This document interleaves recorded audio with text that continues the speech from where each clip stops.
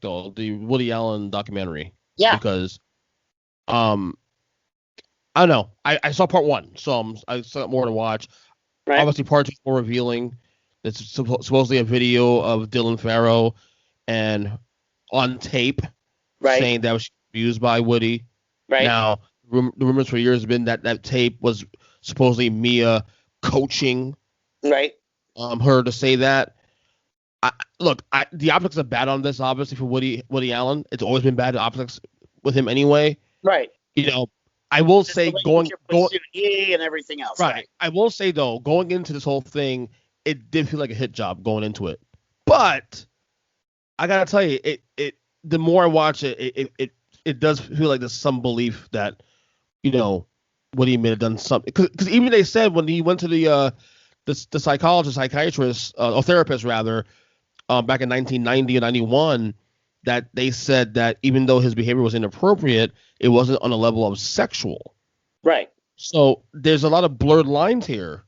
Okay. And you want to believe victims, obviously believe victims, alleged victims, and all that. I also believe that you need to investigate, as always, properly before stinging on, But the optics have always been bad for Woody Allen anyway. I always come back to this, and I don't know if Woody Allen's guilty. I don't know. I was not there, so I'm not going to draw conclusions. Here's where I come to. I'm a big Woody Allen movie fan. I liked Manhattan. I liked Annie Hall. I liked Hannah and Her Sisters. I loved Crimes and Misdemeanors. These are classic films in my mind. Same thing with Kevin Spacey, right? Kevin Spacey got all those accusations. Am I supposed to throw away Seven? Am I supposed to take my copy of American Beauty and just toss it out the window? Am I supposed to forget that I enjoyed the first 4 seasons of House of Cards? If I listen to Michael Jackson records, am I supposed to feel some shame? That's down my alley.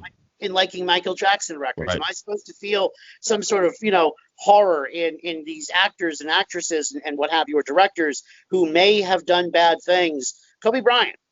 Again, we can get to the logo thing here in a minute, maybe.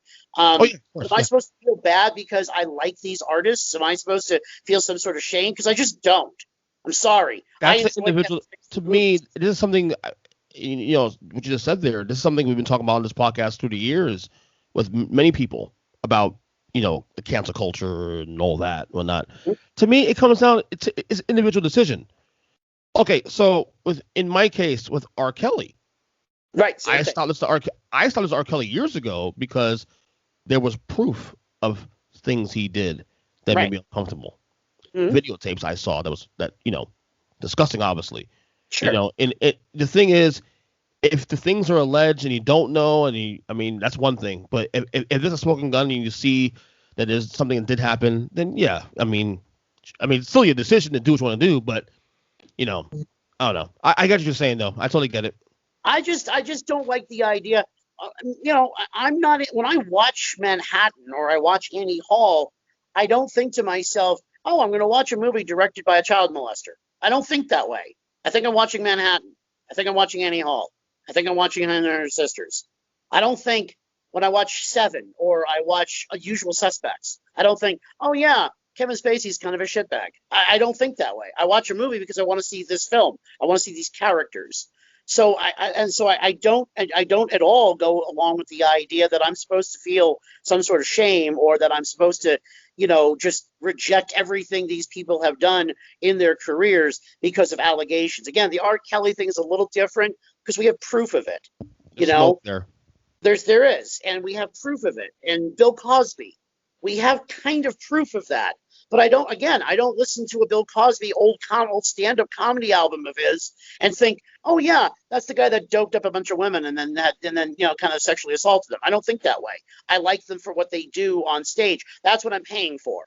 I'm not paying for the outside stuff. I'm not paying for the other stuff. I'm paying to have this person entertain me.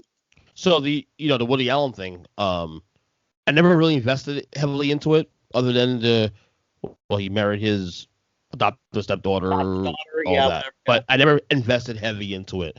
It's only recent weeks I really started to get him down a little rabbit hole. And I have questions, even not just for Woody Allen, but for Mia Farrow. Sure. Because she doesn't seem like somebody that's all there. No, I mean there's and a lot more of those things. You'll reveal a lot of those things as you get a little deeper into that documentary. You'll see more of those things as you watch more of it, because there's questions about Mia Farrow too, and there's questions about everybody. Look, I'm sorry, but if our culture is going to go down this collective ammunition that everyone's got something to hide, everyone's done something wrong, guess what? Yes, we've all done things in our lives, currently, historically, whatever, that we're ashamed of. But are we going to have those things held over our heads until the day we die? Because if we are, then we might as well just stop doing anything creatively, or we might as well stop pursuing anything sort of, career-wise or anything enhancing-wise, because, this one thing that I did 16 years ago or 4 years ago or last week is going to come back to haunt me for the rest of my life, which is ridiculous. That makes sense. That makes total sense. You mentioned, go ahead. One other thing